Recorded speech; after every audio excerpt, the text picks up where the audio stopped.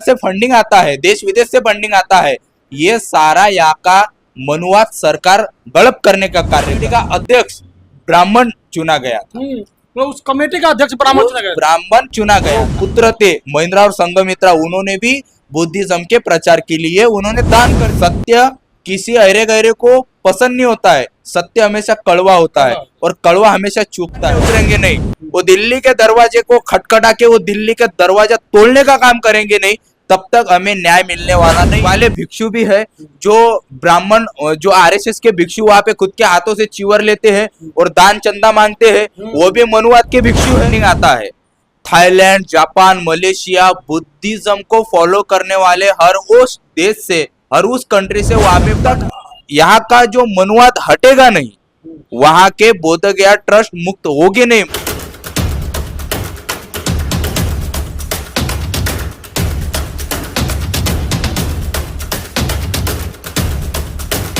नमस्कार दोस्तों, मेरा नाम गिरजा प्रसाद और आप देखना आज शुरू कर चुके हैं बदलते भारत। बदलते भारत की कोशिश रहती है कि हर रोज एक नई तस्वीर लाऊं, जिसमें आज भंते उपाली जी हैं।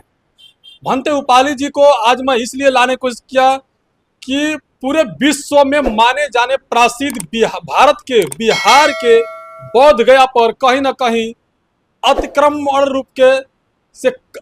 किया गया है, जिसमें बौद्ध भिक्षुओं का मानना है कि बोध गया में बौद्ध भिक्षुओं का उस पर ग्रहण होना चाहिए, लेकिन वहां पर मनुवादी तत्व प्रवेश करके पूरी तरह से कब्जा कर लिया है। और वहां पर पूरे विश्व से अब बहुत भंते समाज के लोग जो इतने बौद्धिस्ट लोग हैं, जो बुद्ध विचार को मानने वाले हैं, वह अब अनशन पर बैठे हुए हैं बोध गया महाबोधि बौद्ध वृक्ष के नीचे।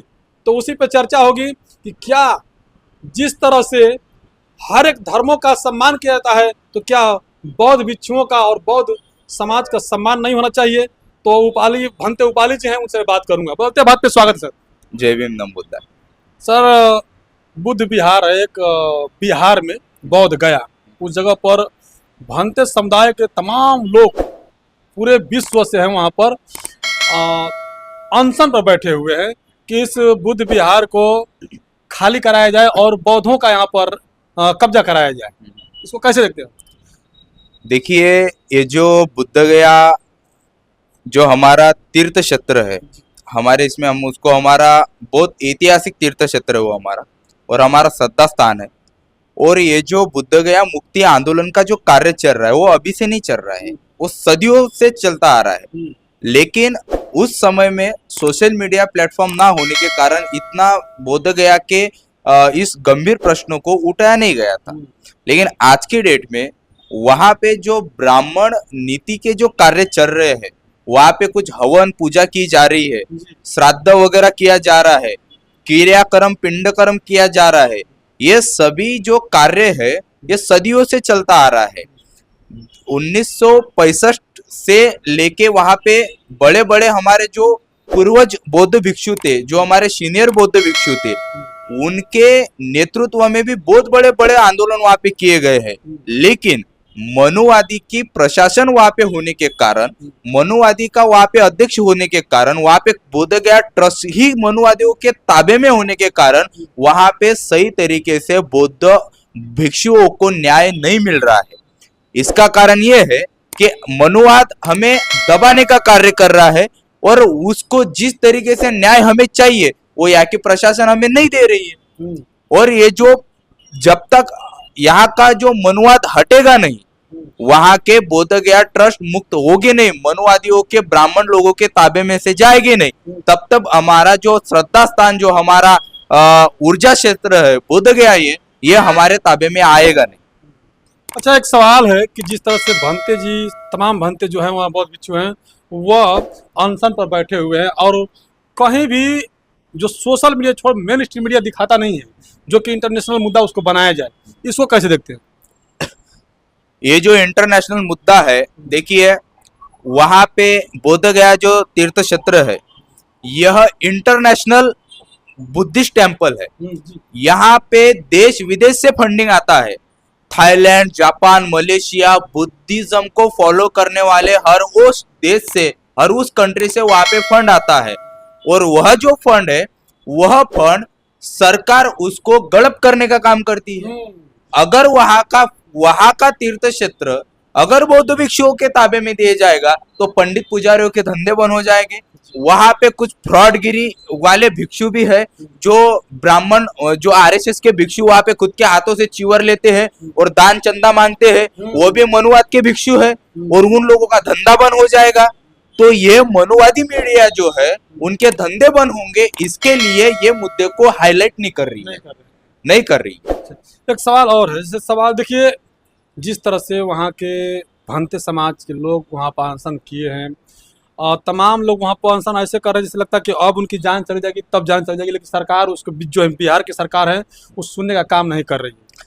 अब देखिए, मैं अब सभी यहाँ के सोशल मीडिया प्लेटफॉर्म को पता ही है कि मेरी जो भावना रहती है सदैव यह मेरी विद्रोही भावना रहती है। जितने हम बुद्धों को फॉलो करते हैं उससे कई ज्यादा हम क्रांति की वृत्ति हमारे द्वारा हम लोगों को बताते हैं, क्योंकि क्रांति तभी हम करने के लिए बोलते हैं जहां पे हमें हक अधिकार होने के बावजूद भी हमारा हक हमको प्राप्त नहीं हो रहा है। जो बौद्ध भिक्षु अनशन पर बैठे हैं, वहां पे जो आंदोलन कर रहे हैं, देश विदेश के भी बौद्ध भिक्षु वहां पे आंदोलन कर रहे हैं, हमें न्याय मांगने से मिलने वाला नहीं है। काला पट्टी आंखों पे बांध के और मुंह पे बांध के मांग रहे हैं न्याय। हाँ, यह सब कुछ करने से हमें न्याय मिलने वाला नहीं है। हम बौद्ध भिक्षु जब तक के हमारा शांति का प्रस्ताव हम साइड में रख के क्रांति की भूमि हमारे अंदर जागृत करके मैदान में उतरेंगे नहीं, वो दिल्ली के दरवाजे को खटखटा के वो दिल्ली का दरवाजा तोड़ने का काम करेंगे नहीं, तब तक हमें न्याय मिलने वाला नहीं है। यहाँ के प्रशासन को भी पता चलना चाहिए कि शांति और संयमता रखने वाली ये बौद्ध भिक्षु जब उनके असल औकात में आ जाए, असल उनके अंदर क्रांति की भावना जागृत हो जाए कि यहाँ के पंडित पुजारी भी जो तलवारबाजी करने वाले जो लोग हैं ना, उनको भी पसीना छोड़ने का काम बौद्ध भिक्षु कर सकते हैं। ये उस सरकार को भी औकात बताने का काम आ गया है। और ये जो मनुवादी सरकार है ये तुमको दबाने का ही कार्य करेगी। सबसे पहले बोध गया टेम्पल की हिस्ट्री हम लोगों को पता होनी चाहिए। ये बोध गया हिस्ट्री टेम्पल जो है यह बहुत पुराना इतिहास है।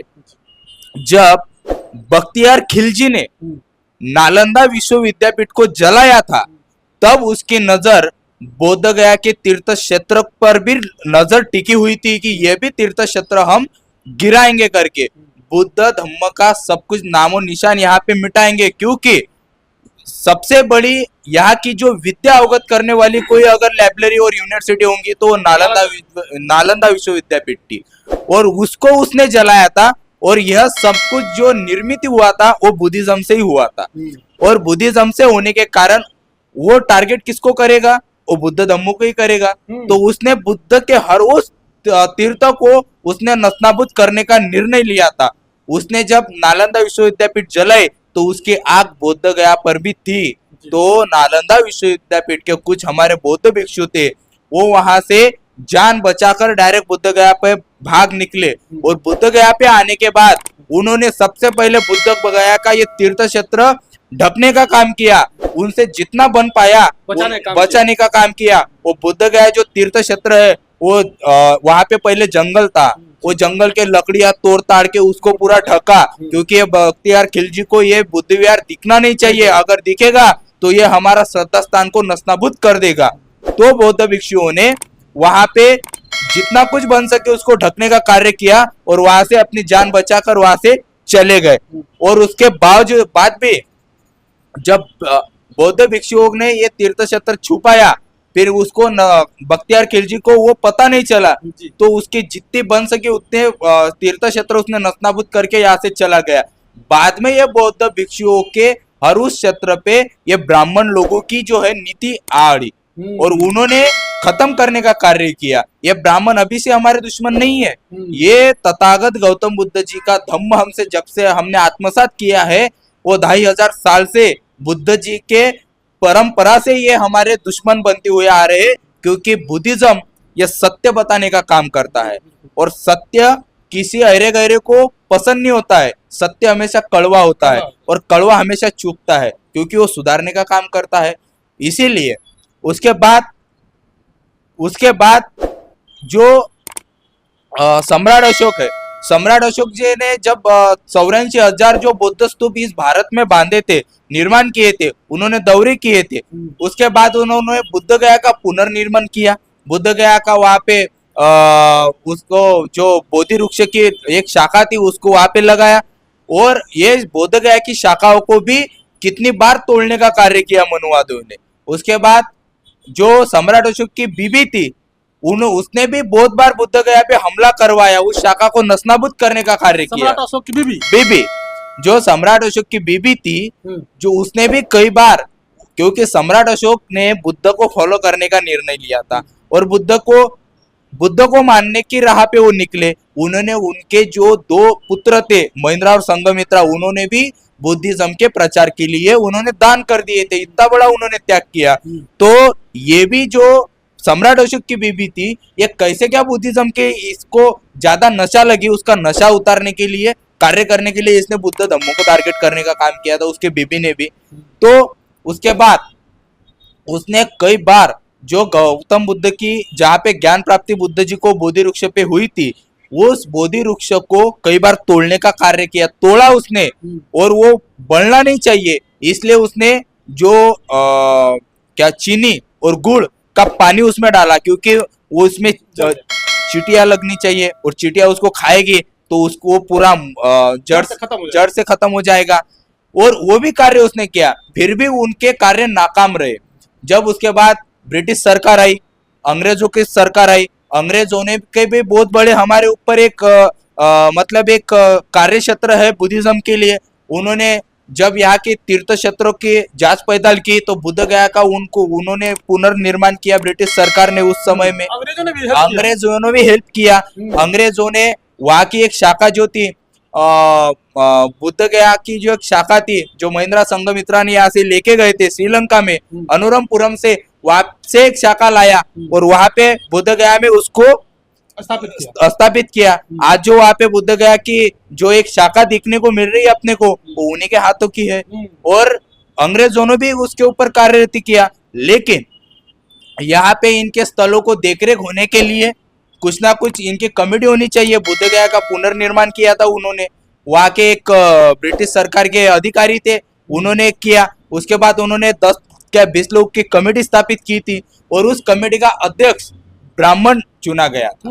तो उस कमेटी का अध्यक्ष ब्राह्मण चुना गया था। और ब्राह्मण चुनने के बाद और वहाँ का जो कलेक्टर रहेगा वही उसका अध्यक्ष रहेगा। वहाँ का जो कलेक्टर रहेगा वो ब्राह्मण उसका अध्यक्ष रहेगा।